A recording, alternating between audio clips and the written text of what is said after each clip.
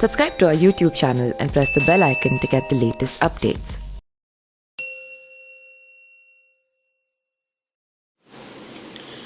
पश्चिम बंगाल में चुनाव हारने के बाद भारतीय जनता पार्टी को एक बड़ा झटका लगने वाला है। बीजेपी के बड़े नेता मुकुल रॉय अपने बेटे शुभांशु के साथ तृणमूल कांग्रेस यानी कि टीएमसी में वापसी कर रहे हैं। मुख्यमंत्री ममता बनर्जी, सांसद अभिषेक बनर्जी तृणमूल भवन पहुंच गए हैं। मुकुल रॉय भी तृणमूल भवन में पहुंच गए हैं।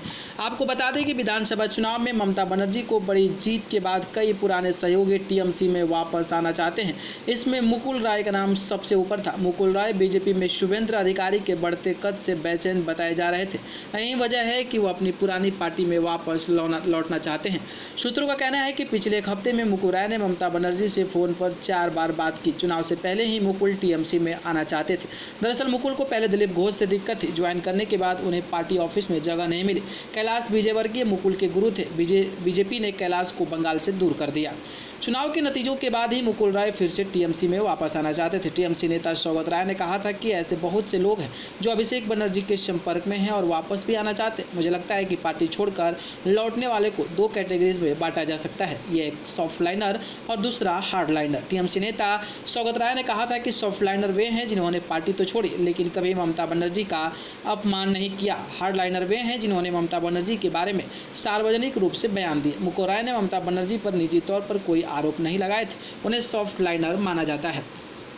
पिछले दिनों कोलकाता में हुई बीजेपी की मीटिंग में मुकुल रॉय नहीं पहुंचे थे। इसके अलावा ममता बनर्जी के भतीजे अभिषेक बनर्जी मुकुल रॉय की पत्नी को देखने के लिए अस्पताल पहुंचे थे। इन 2 घटनाओं के बाद से कयास लग रहे थे कि मुकुल रॉय बीजेपी छोड़ सकते हैं। मुकुल रॉय टीएमसी छोड़ने वाले सबसे पहले नेता थे। पार्टी विरोधी गतिविधियों के आरोप में टीएमसी ने मुकुल रॉय को 6 साल के लिए बाहर कर दिया था। टीएमसी में मुकुल रॉय का कद कभी ममता बनर्जी के बाद दूसरे नंबर का हुआ करता था। उन्होंने टीएमसी छोड़ी तो बीजेपी का दामन थाम लिया। वे 1998 से ही बंगाल की राजनीति में है। मुकुल रॉय का नाम नारदा स्ट्रिंग केस में भी आया था। मुकुल रॉय अपने करियर की शुरुआत में यूथ कांग्रेस में हुआ करते थे। उस दौर में ममता बनर्जी भी यूथ कांग्रेस में ही थी। तभी से मुकुल और ममता के बीच राजनीतिक करीबियां बढ़ी थी। अपने पिता के पीछे पीछे ही उनके बेटे शुभांशु रॉय ने भी भाजपा का दामन थाम लिया था। बीजेपी ने शुभांशु को टिकट भी दिया था लेकिन वो चुनाव हार गए। न्यूज़ रूम से न्यूज़ लाइव की रिपोर्ट।